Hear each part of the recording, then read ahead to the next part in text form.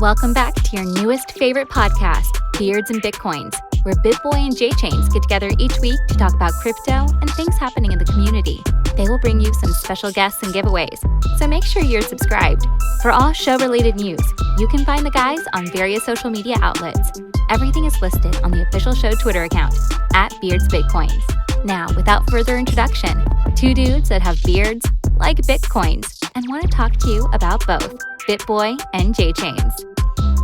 Hey guys, welcome to your favorite podcast, episode 31 of Beards and Bitcoins. And we're kind of recording this at an exciting time. It's been pretty exciting 24 hours here in the world of crypto. But today we're going to be giving you guys another show based around a project. This is not sponsored in any way. We're just trying to get the word out on different projects. So I am your co-host, BitBoy. That is your other co-host, J-Chains. And we're going to be seeing each other in person here in a couple days. Oh yeah, absolutely. Thursday down here in Austin, Texas. We've got the meetup on Saturday with Bitcoin Ben and the crew out in Blanco. But what's really exciting about today's episode, and we'll get to it in a second, is Apollo Currency Foundation. They are going to be joining us in Blanco as well, but we're going to party with them Thursday night here in Austin. Very exciting about that. Yeah, but that's going to be cool. We'll talk more about that later. But so for our guest, we've got AJ Mora, aka Crypto Jackson, joining us today. So thank you for being on the show. Oh, for sure. Thank you for having me. This is cool. I love it. Absolutely. I need a little bit more growth out of this thing in order to really fit the picture of beards and Bitcoin. But I got it started. Yeah, it's good as long as there's something there. We've had a few ladies on the show, and they've asked if they needed to wear a beard, and we said it'd be funny, but not necessary. Right. But anyway. So I think let's move on to the show sponsor, right? Yeah, that's right. It's time for our special MonarchToken.io crypto Twitter shout out segment sponsored by Monarch. You guys know Monarch. Everybody knows Monarch. Premier crypto wallet in the space. Your crypto is stored on the blockchain. They have a partnership with Celsius so you can earn interest while you have your crypto, on the Monarch wallet. They have Monarch Pay coming out soon where you're going to be able to pay your bills with crypto. It's really incredible. You guys check it out. President is Robert Beatles, a.k.a. Crypto Beatles. Most genuine guy, in my opinion, in the entire space. He's realer than real. Yeah, and not only is he genuine, he's a super nice guy. So, definitely believe in Monarch and what they're doing. So let's move on to our Twitter shout-outs. Who you got this week, J-Chains? This will be a kind of a funny one. It's kind of a, as I was telling you, it's a gentle dig that I thought I got a lot of humor out of. But my shout out this week's going to go to Elon Musk. And I'm going to shout him out because he's now proclaimed himself as the CEO of the Dogecoin, which I'm not a big fan of that. But why I think it's really funny is that CZ at Binance has been trying so hard to get Elon's attention. And Elon finally shills something that's not listed on Binance. So I know it's kind of weird, and in a strange way, it really made me laugh hard. So my shout out goes out to Elon Musk this week. What about you? Well, before we move on, I want to make a couple comments about this situation. Number one, I do think Elon Musk might get in trouble for this. He may get in trouble for this. He's supposed to have a committee of people that read his tweets before he sends them out. And I don't know if they did their job this time because, it's nothing bad for crypto, but in the stock world with him being the CEO of Tesla and now or did he have to temporarily step down? I can't remember exactly. I think he had to step down. Yeah, but whatever it is, all of a sudden you got to look at this from these really old, archaic kind of investing rules, so financial rules. It may appear by looking at that, even though to us it's hilarious and it's basically a meme, to a normal investor that he's not with Tesla anymore. Now he's the CEO of Dogecoin. They don't even know what that is. So I don't know. He may actually get in trouble for this. As stupid as that would be, I would not be surprised. Second of all, I would like to make some comments about Dogecoin here. On Friday night, I had a conversation with a friend of mine, and he told me that alt season does not start until Dogecoin pumps. And then what happened yesterday? We got the Dogecoin pump. And he actually said there's a very specific reason for it. If you go and look at all of the order books on Binance for Dogecoin compared to like Tron or Bitcoin or whatever, or Ethereum, other altcoins, the number of Bitcoins at each Satoshi level is absolutely astronomical, and it's easy for people to liquidate their positions with Dogecoin than with other things. So what people do is they liquidate from Dogecoin and start moving into other positions. And so that's why, and you look, and here it is. We had that yesterday, and then today we got the huge pumps from not just Bitcoin but altcoins. So I thought that was pretty interesting. So yeah. Nice. Absolutely. What about you, AJ? Who you looking for? I'd like to, since we're doing Twitter shout outs, I just want to shout out to BitFi. They're one of our partners. They have one of the most secure wallet storage technologies available. And the reason is because right when things were getting heated with some commentary from the NXT folks and things that people saw that entire kind of feud go down, they immediately said, you know what, we stand behind our partners with Apollo. And they even put out this incredible challenge that if anyone could find the path through one wallet to the next in a privacy setting, they would give $20,000 worth of Bitcoin, I think it was. So pretty incredible for them to step up like that, put their own money on the line in order to say these guys are the real deal. So big shout out to everyone over at BitFi for their incredible support. That was pretty awesome. Yeah, I thought that was impressive. I saw that.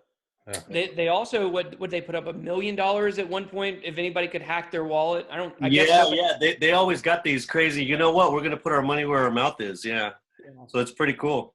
Yeah. Yeah, and I remember that some kid hacked into the wallet and was able to play a game on it, but he wasn't able to touch the crypto. So you guys remember John McAfee? They sent him a little something. That was pretty good effort. Yeah, it was. John McAfee was promoting it. Of course, people love to shoot holes in John McAfee and things like that. And so, as soon as he said, like, this thing is unhackable, everybody was like, oh, please, somebody hack it and prove or whatever. And so that was kind of the news, like, someone hacks BitFi wallet, but it was just like they hacked it and played a game on it. They weren't able to get to the crypto. The crypto was still safe. So it was just knocked on the wall, on the firewall there. Yeah.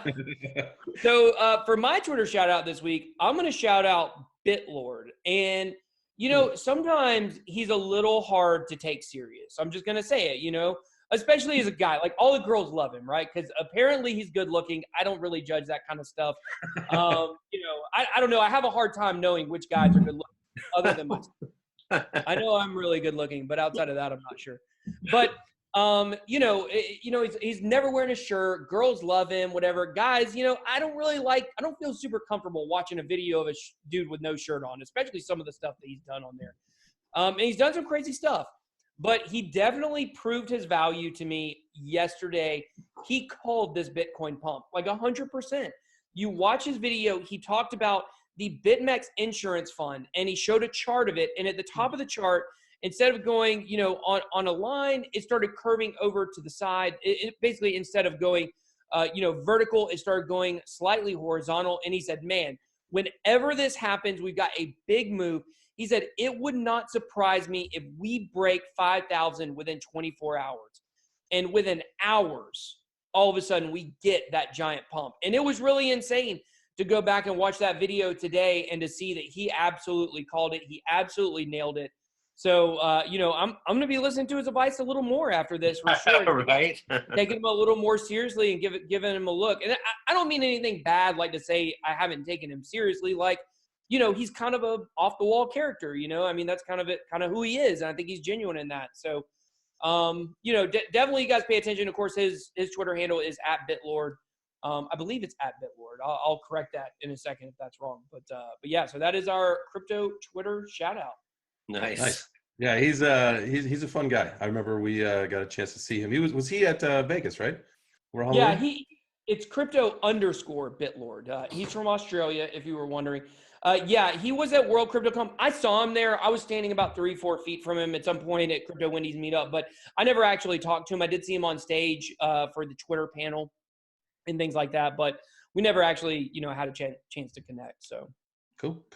Well, I think it's a good time to get into the second version of the second episode of our in-depth look at a project. So I kind of missed this at the beginning. So AJ, I'll give you the chance to introduce yourself, Tell us what you do with Apollo, kind of what got you into crypto, and yeah. Thanks, man. Cool. Yeah. Well, my name's AJ Mora, and many of you know me on our community as Crypto Jackson. I'll tell you the $650 mess up story. So I had a friend that was renting a house that I had out here in the LA area, and he was all into Bitcoin. This is all the way back in 2013, 2014. And he said, dude, I got to get you into this Bitcoin stuff. I'm like, what is Bitcoin? What is this stuff? I mean, I've heard a little bit about it, but, back 6-7 years ago, it was just kind of like, still a lot of people were catching on to it. So that was my first introduction to looking into it. And he said, yeah, man, go to this guy's house in North Hollywood. And he's a friend of mine. He'll set you all up and I'll give you a Bitcoin. And I was like, so I was literally thinking I was driving out there to pick up some sort of, coin, physical coin. So I wasn't sure what was going on with this thing. I looked into it a little bit. I blew it off, man. I blew it off. I could have had a nice Bitcoin when it was at 650 back in 2013 and didn't think anything more of it. So anyway, years go by and I'm sort of paying attention from a distance, but really I'm not as engaged at all really in what's going on. And right around 2017, my brother, Alex, who many of you know as Master Zaman on the community, he was connected with Steve and some of the other main leaders and directors from the project as it was getting ready to get unfolded and go more public. And he was hired on to be the marketing director.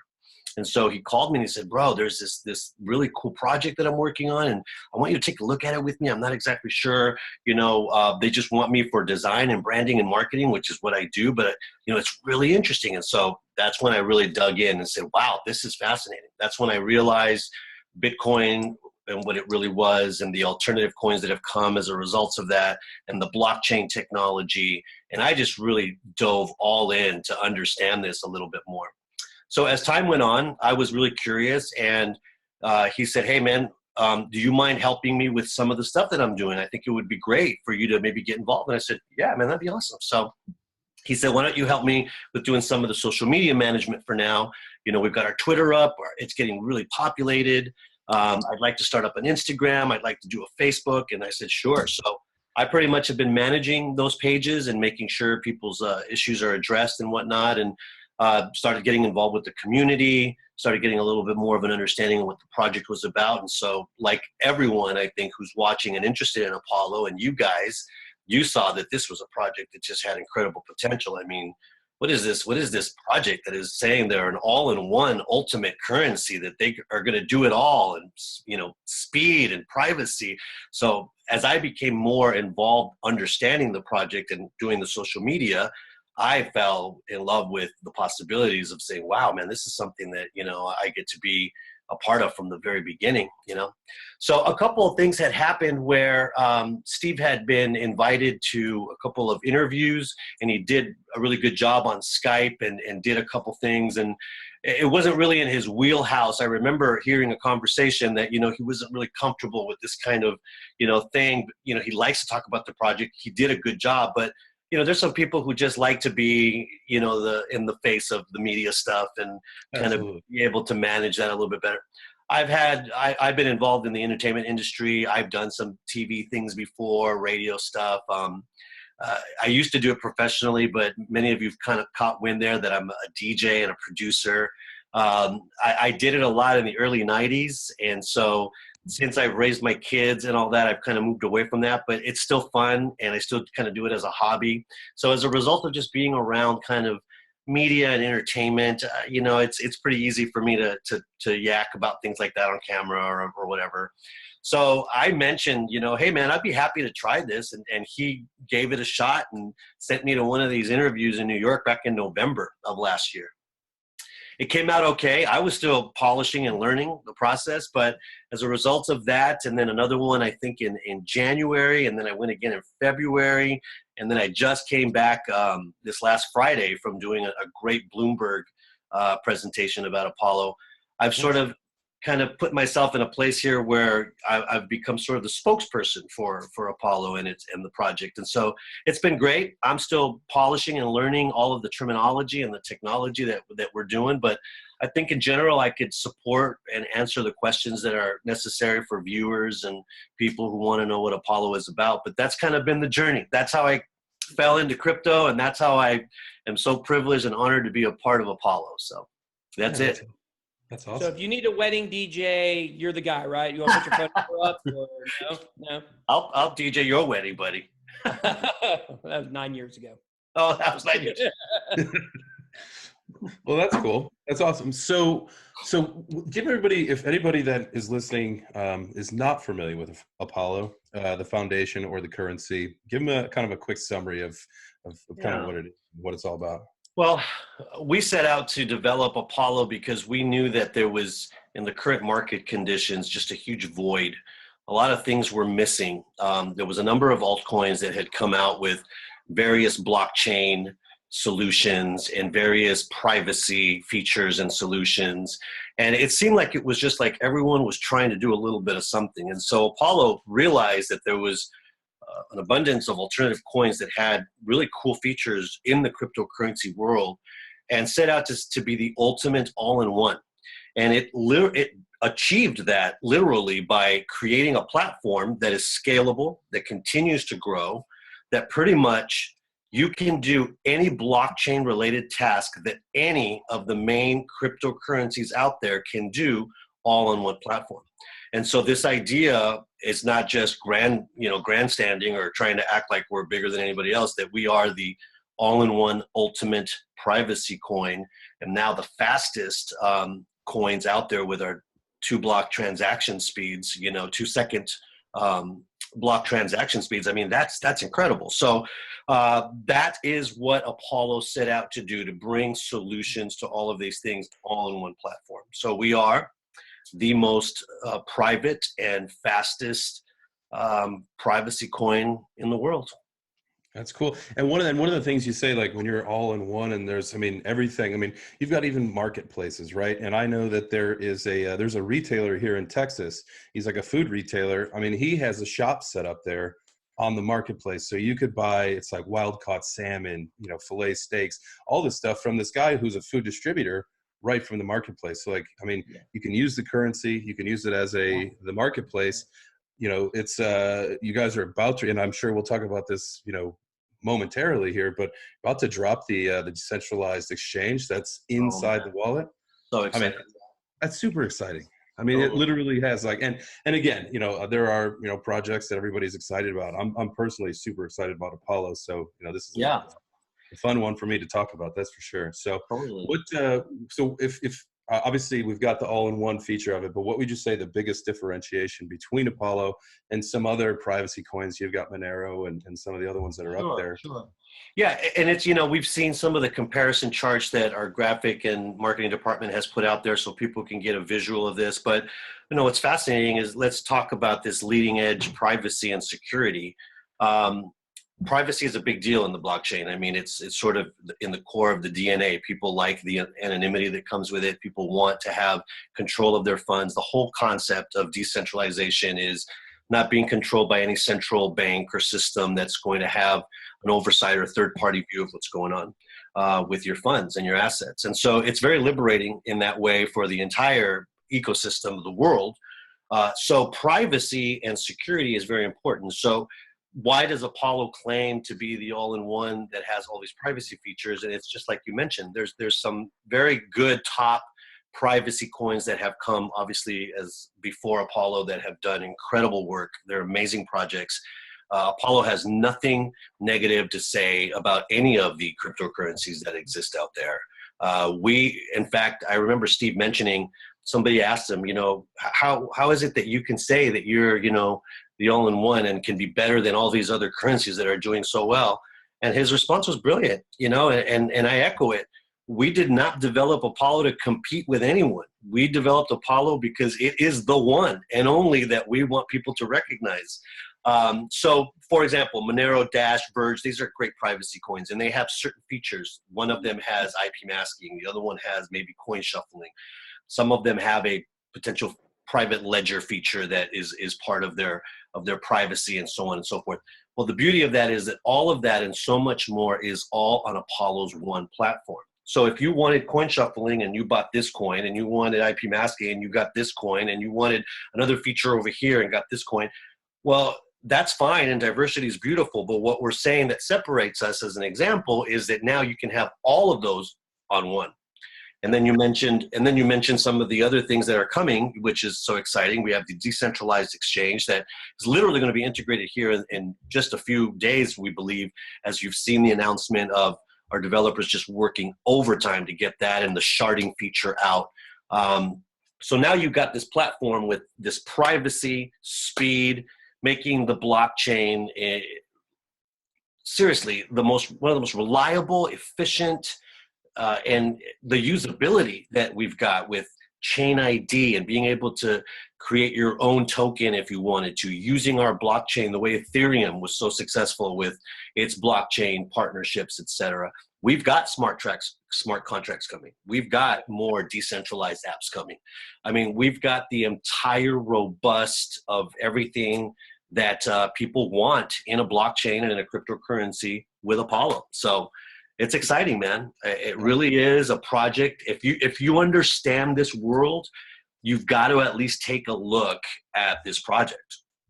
Absolutely. One of the things that's cool about IP masking, and we can maybe talk about this for a second, is I mean that enables Apollo fully functional in places like China and India, where they have regulations against people using this stuff. But I mean, the IP masking is private. That it gets behind the Chinese firewall. Yeah, and it's not just a fancy way of saying use Tor. There's a second level IP masking that's going to be released soon that goes even beyond, like you said, places where there's heavy government regulation, where people can have an opportunity to invest in this incredible new ecosystem. It's a revolution, man. It truly is a financial revolution.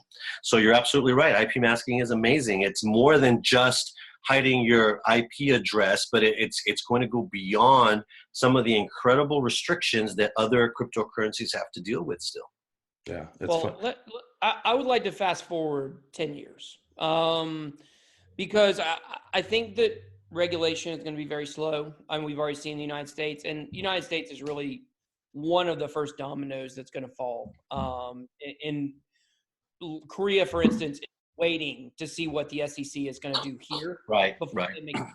So let's fast forward 10 years down the road. And this is something that I'm legitimately concerned about for all privacy coins.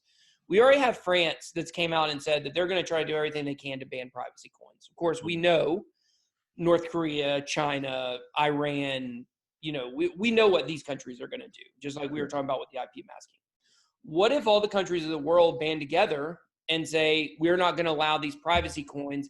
We know the talking points are going to give, terrorism, human trafficking, the drugs, the whole 9 yards.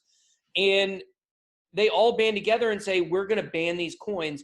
If you operate an exchange, you are not allowed to have this coin on there. If you are, we're going to shut you down. And if all the governments of the world kind of band together and make that decision, where does that leave privacy coins? Because honestly, that's kind of where it looks like it's going right now. And we can talk about, we have all these different ways to be able to, continue to use it.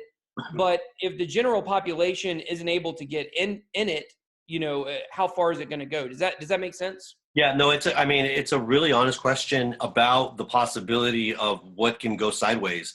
But you and I both know that tomorrow we can have a run of the banks and our lights can get turned off and we'll be looting in the streets to get milk and water for our kids, because we also know how vulnerable the existing centralized financial system is. So to create a hypothetical, apocalypse on crypto is very easy to do. I personally think there's too much power behind the legitimacy of blockchain technology for the future, that countries who are trying to regulate are so invested in the background that's why you don't see a lot of naysaying media. You do hear the skeptical media out there every once in a while talk about, this is all, what they call it, a pyramid scheme, and this is just some big Ponzi idea, and this is not where real money is. There's no real asset, validation here. I mean, it's just like you hear a little bit of that, but I think part of the reason you don't hear it in the mainstream with a loud voice is because just do the research. You've got guys like, JP Morgan Chase, and you've got big corporations creating and investing in blockchain technology. You've got the setup for people wanting to be involved with this. In 2017, when this thing reached, almost $1 trillion market cap, I mean, it got up to $800 billion. You got to pay attention to those kinds of numbers. So I think blockchain technology is here for the long future. I think it's going to be implemented into a new ecosystem. I think it makes the most sense. I think there's a lot of safeguards to it. You and I both know that any social media or any platform or any technology can be used for bad. And so Apollo is obviously signing itself up to be a usable real world use case coin and currency with a platform that is just so robust that real good could be contributed to the world through its blockchain creation. So what does that leave us? What are the next couple steps with Apollo then? Well, right now, Apollo, as we mentioned, is getting ready to put out a couple more features that have really been anticipated. The decentralized exchange will obviously eliminate any need for third-party exchanges, which is fantastic. You now have the ability to trade your Apollo on your own decentralized exchange within your wallet, which is really amazing. No more, oh man, I want to get my coins out, but there's maintenance going on. No more concerns about, getting the exchange that you love to use hacked or having other problems with, have time and having to wait and not being able to access. I mean, that's amazing. Our updater feature allows this all to happen immediately when a protocol is improved without you having to worry about maintenance. That's an incredible revolutionary and breakthrough in technology.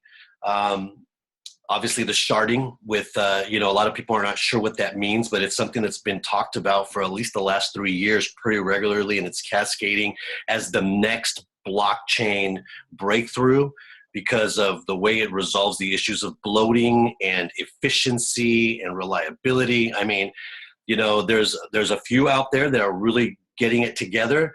I'm not going to be get on blast here to say we're the first and only ones to do it, but that may be true because we're still waiting to see who's actually proven its success, and we're just days away here, it appears, to actually have this thing fully functional.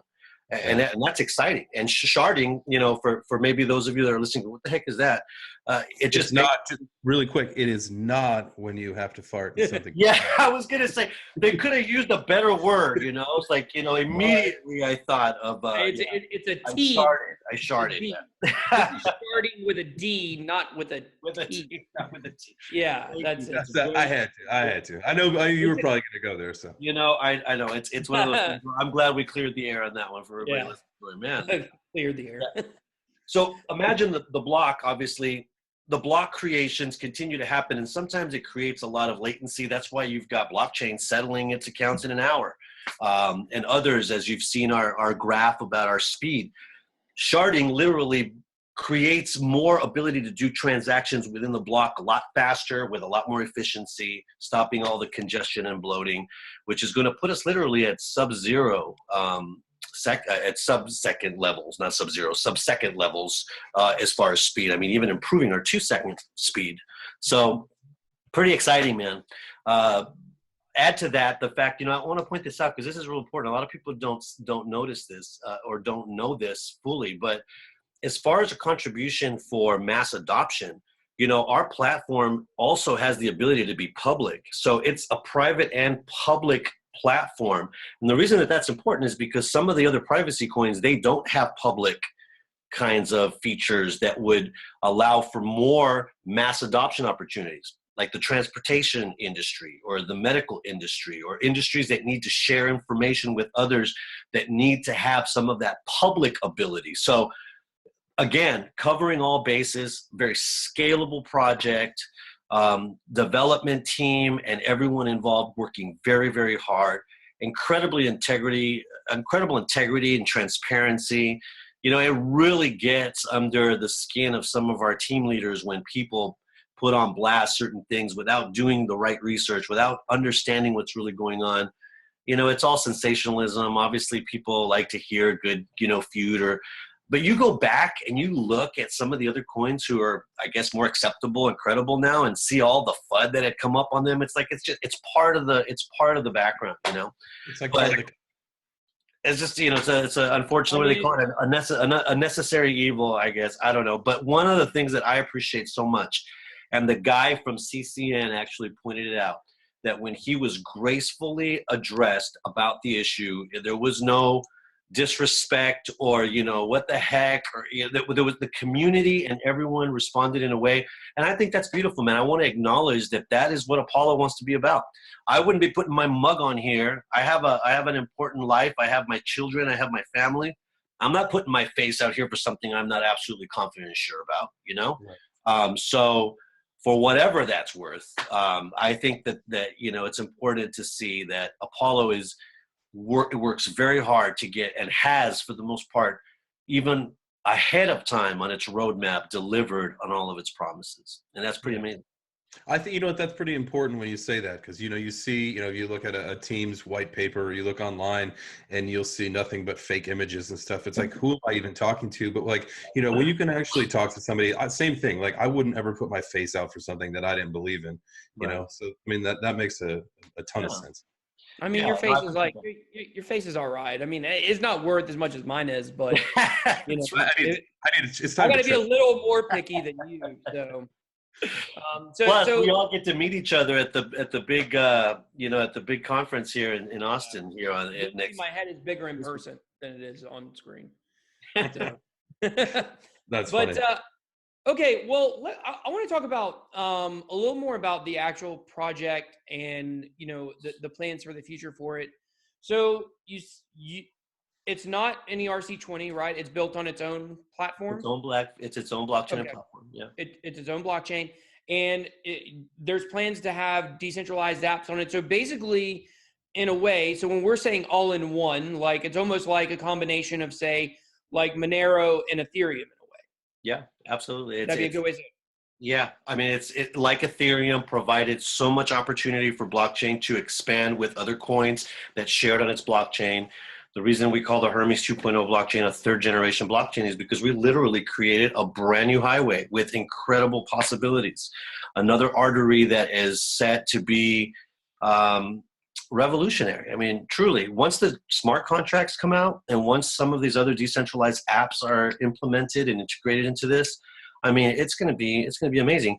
Think about this. Steve McCullough, who is our, you know, new business development director, or PR. He's been the leader, and I really appreciate this guy. I know him in a way that maybe a lot of people don't, and so for whatever that's worth, I'm really excited to have him as our leader, because he does the best that he can to answer people's questions and really stand behind this project.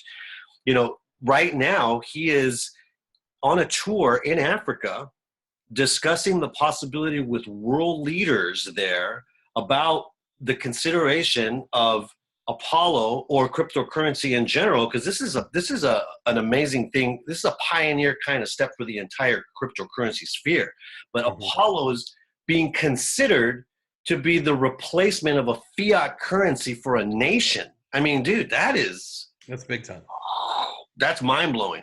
Now, I want to be very clear.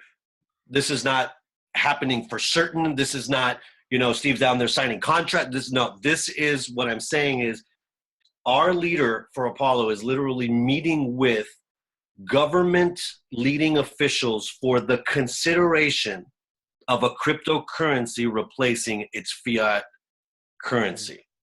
I mean, yeah, it's necessary. I mean, you see Venezuela or, you know, wherever where their inflation's, you know, a million%, the people need a different option. I mean, that's right.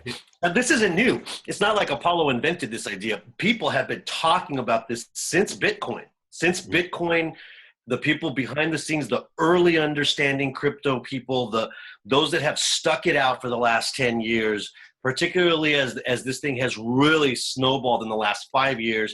I mean, this conversation has been all over the news in terms of doing your research and hearing and seeing articles about blockchain replacing the centralized fiat system. So Apollo knew as it came and was developed that it needed to maintain this kind of scalability for these possible solutions to be part of its platform. So just kudos to the thinking, the forward thinking about what Apollo needed to be and continues to be for the long haul. Yeah. So what? Go ahead, JJ. I was going to say how I kind of look at it is, and I work in the athletics business. I do transportation for athletics. So I kind of know a lot about athletics, and what I kind of think this is kind of akin to is, you get these teams that build a stadium, and then, down the road, the next team's going to build their stadium. Well, they're like, I want that. I want that. And then the next team is like, they start going around and saying, they're picking the best thing of every single stadium. And that's how they build their stadium. Yeah, right on. Yeah. Dude, it's so funny that you mentioned the stadium because we're all excited about our big Rams stadium that's being built out near LAX. So as I was flying back from New York, it was during the day, I took a sick snapshot of the stadium from almost landing in. It was like, whoa, this looks so cool. That's going to be a sick stadium, man. They're doing that too. They're picking, I mean, it's ridiculous how expensive it is. Like $4 billion, I think. That's crazy. Well, I've been enjoying, we in Atlanta have the current best stadium. And it's one of the newest, right? Because with the photo lens. Yeah, it's like a pinwheel at the top, So, our stadium's real nice, but I definitely saw the plans for that stadium, and then the one that's going to blow them all away is going to be the Las Vegas stadium. That's going to be That's going to be. This was the air shot. Can you see it? Oh yeah. Oh, that's a sweet picture. Yeah, it's gonna have something like suspended over the top. I think I've seen the drawings for it. It looks sick. It looks incredible. I mean, stadiums are just gonna in 15 years, our Atlanta stadium is gonna be outdated. I mean, that's just how it works. So everything in technology and the sports and entertainment industry is just so it just outdoes itself every year. It's like it's just the way it is. I mean, it's the sign of the times, man, for sure. Yeah. It reminds me of that commercial. Well, real quick, that commercial when this was back when 3D TVs were the thing. Like the guy's getting his 3D TV delivered, and on the side of the delivery truck is coming soon 4K. And he's like, the daughter laughs at the dad like, right? Exactly. I remember the first time I ever saw a high def TV. I was working for a roofing company, and I was like going around doing estimates. I was probably like 17 or 18 years old, and man, I walked in this guy's house to talk to him about his roof or whatever. And gosh, he had this high def TV on there. I had never seen it before. And I was like, is that even a TV? What is that? Like the graphics on it are so insane. And now we just take it for granted. It's like, yeah, of course it looks I know it. So, but what is so we already have 4 working platforms in cryptocurrency that are doing pretty well. I'd argue one up and comer, one doing very well, the other 2 kind of but Ethereum, Tron, EOS, and IOST. And, we've got these platforms. They all kind of have some unique things about them. They're all kind of building on what the people before them did before. What is going to be the draw to get developers to come to Apollo to build on there instead of these other 4 platforms that, are pretty far ahead of where you guys are right now? I think, the code that's being used in all of the modern practices and up-to-date practices for what you need to create a blockchain are all pretty standard. It's where the solutions are and how those solutions get applied that makes the difference. And I think for people who are considering using blockchain and would think about Apollo, the reason they might be attracted to Apollo is, again, the fact that it's got a 100% privacy, robust feature list of things that other ones have some of and not all of the same, like Apollo does on one platform. The fact that it's got the speed that it does and will continue to improve on those speeds because of features like sharding, which no one has really been able to accomplish that. And we are here still at this interview anticipating that for Apollo. So it shows you that it's a revolution for sure. I think also the fact that we are going to have the same kinds of things in offering of smart contracts and some of our innovations for decentralized applications is huge. One of the things that I think sets us apart as well that I haven't seen too many other people do is our decentralized Apollo networks. I mean, we've already got about 3 of them all around the world, Australia and Africa, and they're continuing to become a reality. And we are aiming towards thousands of locations all over the world. This will allow for people to participate with Apollo and cryptocurrency in regions of the world where they just can't, because the hurdles of mass adoption are, a bank account, a computer, some basic knowledge and patience. Well, now with a decentralized Apollo bank, you can walk into a place that has Apollo and trade and buy Apollo with cash. I mean, that's fantastic. Some of our partnerships, CloverDex, for example, is integrating a debit feature that we are hoping to be a part of as well. So how sweet it is to be able to go and pay for your Starbucks with some Apollo as you pull out your CloverDex, Apollo currency card. I mean, all this stuff, I think, is what encourages mass adoption. But to your point and question more specifically, Apollo, again, has set up such a robust blockchain of efficiency, reliability, and user world use case possibilities that as we get more aware and known to the world, it's going to be one to have to contend with just by the nature of its efficiency and what it's doing and what it's already done, Very exciting. Sounds good. Yeah. I'm ready. Give me that card now. I'm ready to start. Bro, right? I'm serious. I don't know if you guys followed, but Coinbase had the Shift card. Did you guys ever check that out? So they had a card that was connected to your BTC wallet. And bro, I've been using that like for everything. Like I've literally 80% of my funds for my kind of day-to-day expenses, I moved out of my Chase account and put them in Coinbase. It's risky because the volatility, but bro, seriously, using that card for like lunch with my kids for $30, within an hour sometimes I made that $30 back and $10 on top of that. That wouldn't have happened if I used my Chase debit card. It'd been 30 done at one and done, right? Yeah. So the ability to be able to access your crypto with an acceptable Visa, MasterCard. Only go eat during a pump.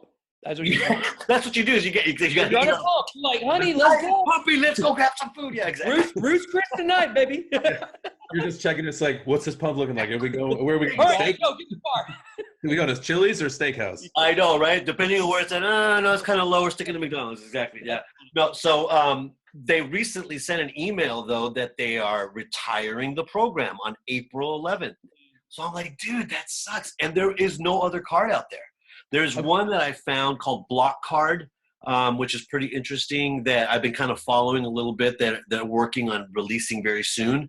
And, they're not an Apollo partner, but they will be able to, according to their website, be able to connect that card to your Ethereum, Bitcoin, Litecoin, XRP. I was like, dude, that's amazing. So that technology is out there for the grabbing. And it's something that I think is going to help mass adoption. And we've got 2 partners that are integrating that into their platform, Investa and CloverDex. And so it's exciting. So again, even back to your question, those are reasons people might want to consider the Apollo blockchain, There are a lot of cards in the works right now. But that's what it's going to take, though. As soon as Grandma can swipe a card, I mean, she'll be in crypto. As soon as it's got to be as easy. They understand the concept of a card. When you try to explain I had this conversation with a guy, and I was like, okay, you understand you've already been using digital money for like a long time. You've been using digital money. That's what it's an imaginary ledger at your bank. The only difference between blockchain and the imaginary ledger at your bank is blockchain, the money is there, and your bank it's not. That's legit. But people were saying, or the guy I was talking to was like, yeah, but you can't, it's not tangible, it's not the same thing. I was like, you've been using it, so in the normie, as we call them, the normie's mind, if you put a card in their hand, all of a sudden they can understand it. So I do think that's really important. We've got crypto.com is one that's working on a card. 10Pay is another one, or 10X. That's right. There's several out there for sure.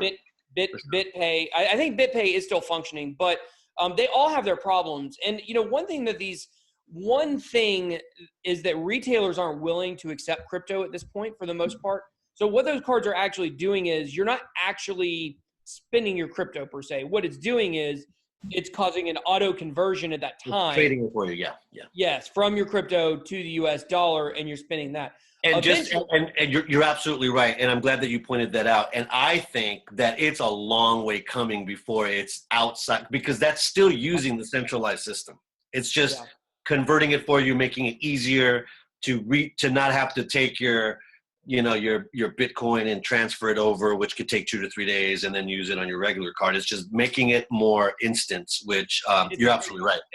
It's a great conversation piece. You pull out a card that's got a Bitcoin on it, Absolutely. The Square cards is the same thing. The Cash App. The Cash App. I have one of those. Which what you have to do is you have to sell some Bitcoin, and then it's immediately available on your card, so you could do it. So I went a few months ago and sold some Bitcoin, and then transferred it. Bought margaritas. Yeah, they got smart. See, that's an example too of the big companies paying attention to this kind of usability and trying to introduce this digital currency idea and making it easy with a card, etc. I was surprised when I saw the Cash App that it had the BTC availability on there. That was about a year or two ago. It's very recent. I'm not even sure how long Cash App's been around, but I realized that was really cool. The other thing, I don't know if you've noticed, but you can check off a little box on Craigslist that you will accept cryptocurrency. Oh, I've been doing that. I've been selling my old homebrew stuff I got some Ether, Litecoin, Bitcoin. Right? It's been great. Amazing. There's a little app like OfferUp and some of these others kind of small. There's a one called 5 Mile, which is kind of just like a local yardie sale kind of thing where you just kind of sell stuff, and what have you. Bro, that one too has got an option with a wallet for Ether and BTC, bro. That's like, nice. Dude. Yeah, that's crazy. So just signs that mass adoption is coming. And for Apollo, we're excited that we're taking the lead on some pretty innovative stuff. This tour in Africa, the decentralized Apollo networks, our mobile apps, thank God, they just came out recently. We now have the iOS and the Android apps available. The decentralized exchange is going to be a game changer. And we're excited, man. We're excited. We're proud of the hard work that's been put into this. It's been tough. We're not even a year old. That's another thing that keep in mind. I mean, July will be our first year hitting exchanges. So a lot has been accomplished in a very short amount of time. And, Colin does a great job with the mission update videos. We work on all this together, Stryker, Colin, and I write up some scripts. Colin polishes them up. Stryker polishes them up, and Colin delivers them so well. It's just like a well-oiled machine.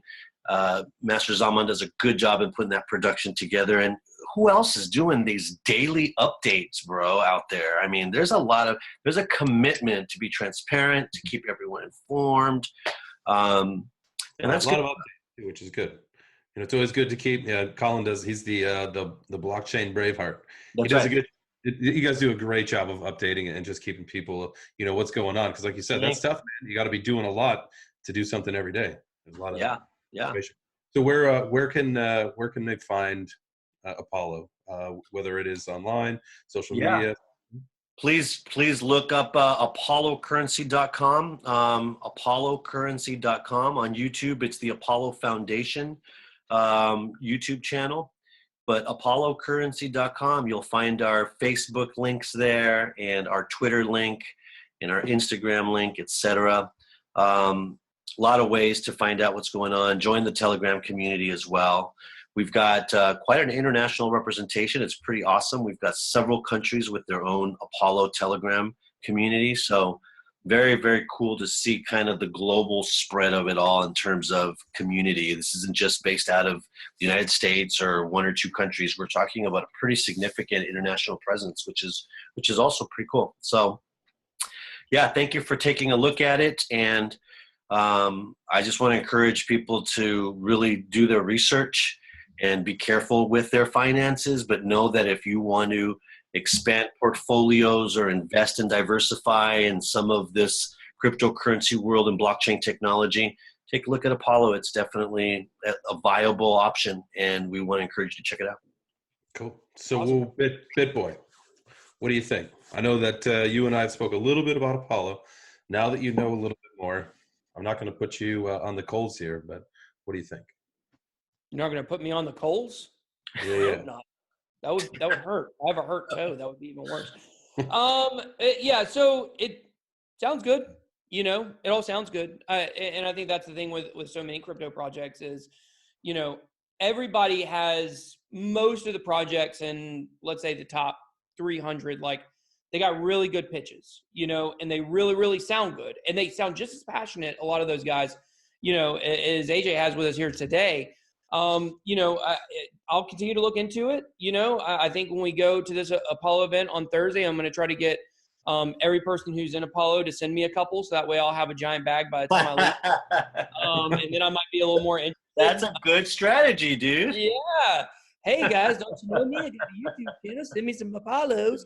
But you know, looking at where it is on CoinMarketCap right now, coming in about 140, it's having a great pump today. Gosh, you guys, this market, I've been watching it while we've been, you know, on Nutty, huh?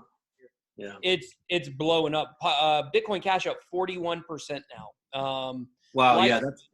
That is amazing. Yeah. Litecoin, almost $76 right now. I mean, it is just pumping like crazy today. So Apollo's also been pumping, and you know, if we were to enter, you know, this is kind of what I've been thinking while we've been on this podcast. If we were to enter a bull run, where Apollo is right now with their product, right? They don't have any decentralized apps yet, right? So I'm coming out with a decentralized exchange soon. So the product itself is not complete yet. And that doesn't really matter in a bull run, fortunately. If the actual product of projects mattered, we would already be at a higher price than we were at in 2017, because we know in crypto, there's by far better projects and products out right now than there was during 2017. So what kind of projects would we look for investments in for a bull run that would come? It would be ones that have good elevator pitches and have great communities. And it sounds like Apollo has a really great community. They're doing updates every day. It sounds good, you know, so I definitely think there could be, you know, I mean, I'm thinking about it right now, you know, I mean, there could be, you know, some possible good investment there, I would say, especially coming in at number 140, you know, in market cap. And you look at those ones, I'm a strong believer of the top 50. Like, the number 50 to me is an important number in cryptocurrency on CoinMarketCap. Everything 1 to 50 has decent stability. There's a few in there that are, you know, Bytecoin is one that's just a terrible scam project. The manager's just somehow. But you know, if you look for a project that could get up there, it's going to have strong community support. And you guys are trying to do a lot of things, and I think that's good for getting people interested in it. You know, when you can point to bigger projects like Ethereum or Tron and say, we're trying to do something similar, but we're adding this, and this, I think that's good. So, you know, I'll give it a second look, and, you know, I'll probably get JChange to send. I'm all about getting some free bags. So if y'all want to send me some free Apollo to get me interested, I'll download it and we'll get it going. But in all seriousness, yeah, I mean, that's my overall thoughts. I mean, it sounds like it's a little further away from having, you know, the actual dApps on it and running to see the product. But like I said, that doesn't really matter in this market. I think maybe two cycles away, 2 bull bear cycles away, that will be the number one thing. But right now, it just doesn't really matter that much. Does that make sense? Yeah, no, listen, I appreciate that. That's really good candor. And I think if people paid as much attention as you just did with your summary about any investment in crypto, we'd be seeing a lot more smarter investors too. Unfortunately, people get behind these things because it's obviously a way to acquire wealth and try to create, you know, the right trade and get at the right peak and what have you. And, you know, we'd be lying if we all said that that wasn't a primary reason for investing our hard-earned money into these projects, and the ability of them doing that kind of volatile flexibility that creates wealth. But if more people actually paid attention to the technology behind it, and I think this is where it's going to create a shift in the investments of the real traditional investor adopting crypto, is they're going to pay attention to those little details. They're not going to be interested in Lambos and mooning, and they're not even going to have conversations about shit coins and what is this and pumps and dumps. They're going to be looking at what has the scalable longevity that is required for me to put my hard-earned money into investing in the whole of this project.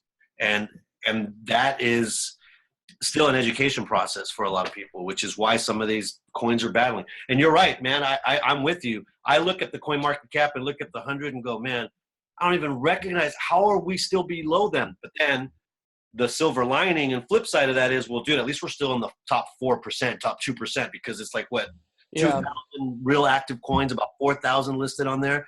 I mean, that's not bad for a coin that just came out and is still completing its development on time. So, no, I was surprised how high it was. I thought it was somewhere in the 3s or the 4s, and I went and looked. And that's respectable, you know. We got to, at one point, we got to 86, I think it was. J-Change, you remember that? When we got, I think it got above 100, which, so we're going to aim for that. We're going to aim for that BitBoy 50 mark, hardcore. Yeah, if you get top 50, I'm in. I hope I can ride it up. Do you guys remember Bitcoin Ben's meetup this weekend? If you've got Apollo, come drop me some, and we'll get rich.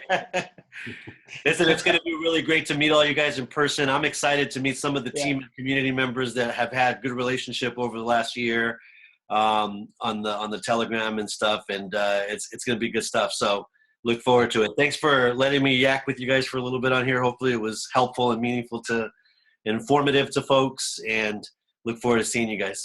Absolutely, man. Had a great time. Thanks so much. Cool, man. All right. God bless you guys. All right, guys. We'll see you guys later. Well, that's it for this week. Thanks for listening to Beards and Bitcoins. If you like what you heard, show these guys some love and rate review on SoundCloud or iTunes. Also, remember, you can always find the guys on social media. The show Twitter page is @BeardsBitcoins. You'll find direct links to BitBoy and J-Chains from there. Make sure you check for updates, announcements, and contests. Good luck to all who enter. See you next time.